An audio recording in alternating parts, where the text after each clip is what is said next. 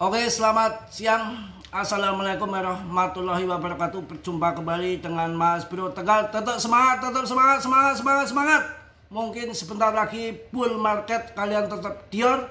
Riset sendiri, kerugian ditanggung masing-masing. Mas Bro tidak menanggung kerugian kalian. Dan selalu saya ingatkan, dalam dunia kripto sangat berisiko tinggi. Kalau sekarang yang terjadi kelihatannya sudah titik jenuh jual. Kripto sudah mulai longsor, sudah turun, sudah mendekati titik bottom. Fear and greed-nya juga udah di titik 10. Lebih parah dari bear market tahun 2022. Ya, ini saatnya serok. Dan info data yang masuk, yang rugi itu adalah investor retail yang aktif dan investor jangka pendek.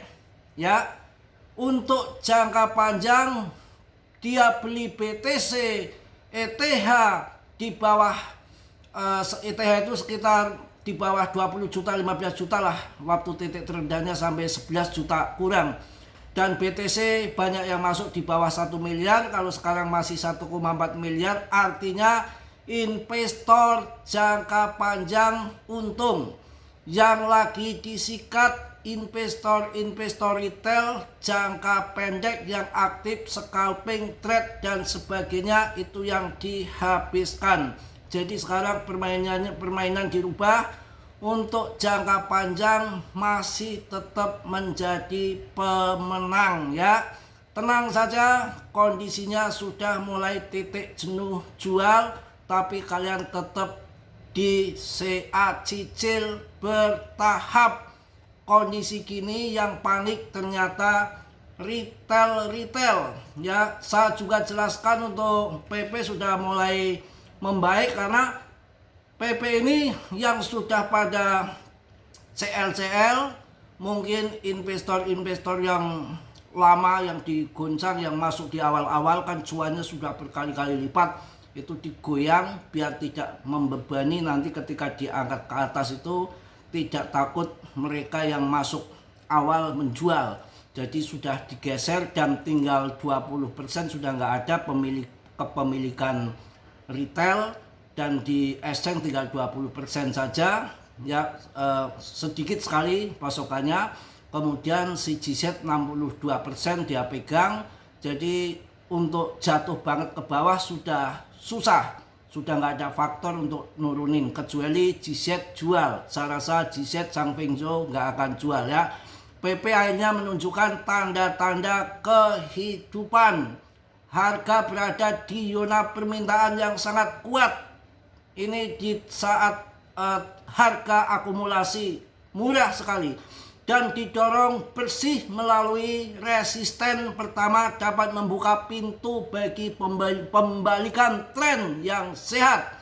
Struktur sedang mengubah momentumnya dan membangun secara diam-diam. Jadi PP ini akhirnya menunjukkan tanda-tanda kehidupan.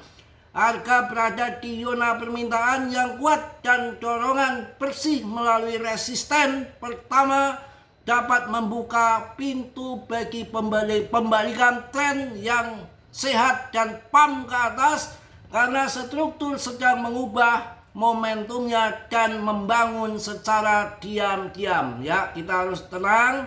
PP telah bergerak mendatar setelah penjualan baru-baru ini bertahan di rentang yang sangat sempit dengan volatilitas yang berkurang. Jenis konferensi ini biasanya menandakan bahwa pergerakan yang tegas sedang mendekat, dengan berada tepat di area dukungan tengah.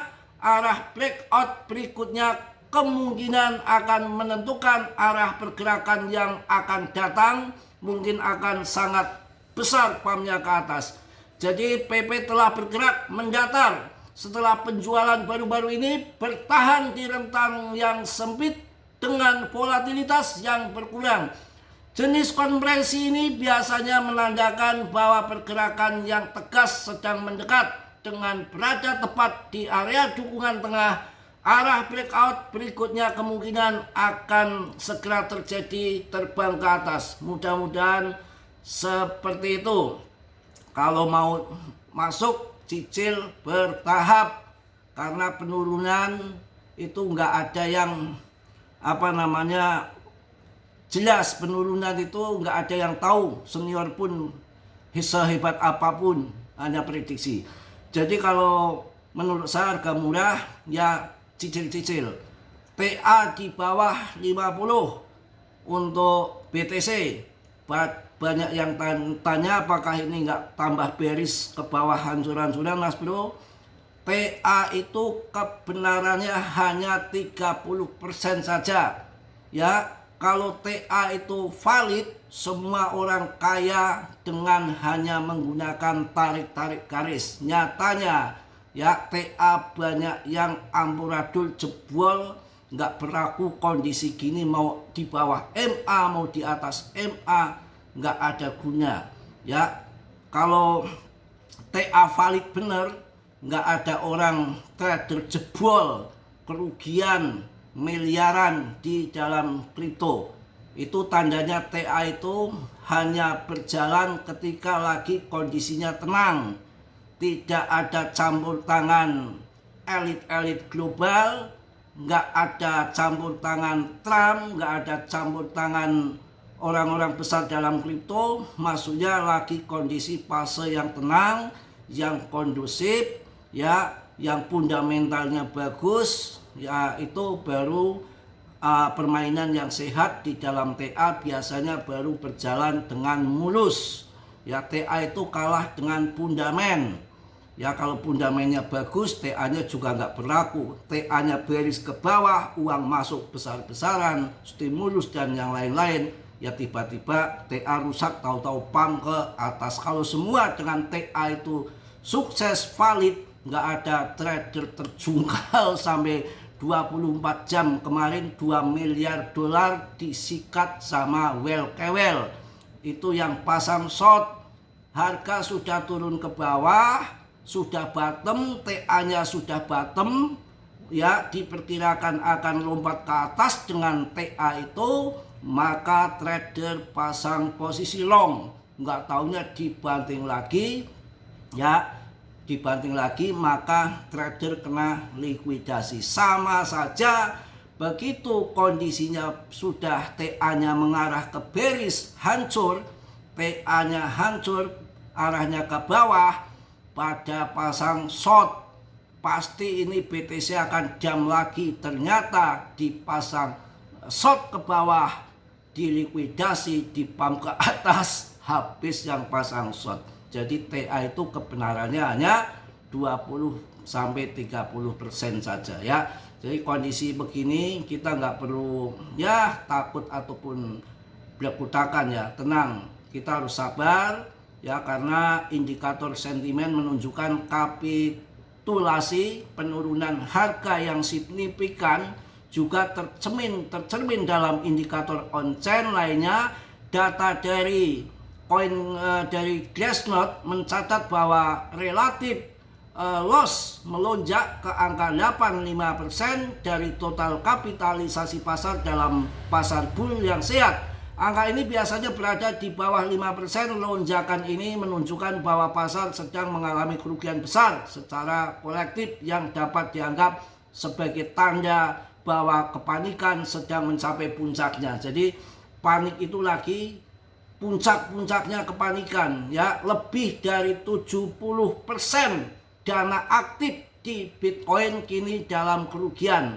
Investor jangka pendek pasti rugi, jangka panjang yang lagi untung ya. Jadi tenang, karena harga BTC kembali mengalami tekanan besar, memicu salah satu gelombang kerugian belum terrealisasi ya, terbesar dalam siklus pasar saat ini dengan lebih dari 70% dana aktif yang terjebak di posisi rugi.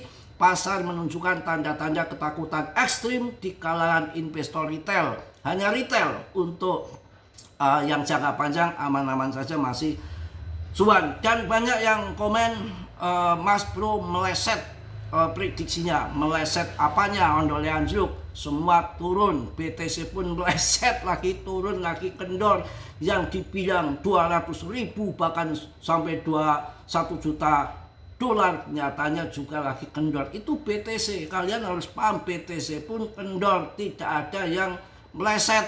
Ya semua turun kecuali yang lain pump semua, hanya PP yang turun sendiri, namanya saya meleset. Ini turun berjamaah, harus disadari, harus dimengerti. Ya, dan PP masih berada di 45, masih sangat kuat di 45. Yang lain kemana? Ya jangan remehkan PP. PP itu masih kuat di 45 kok. Kita mau apa rankingnya di 45, kapitalisasinya masih ada 30 triliun. Ya kurang apa, pemegangnya juga naik lagi. Yang kemarin 492.000, sekarang sudah 495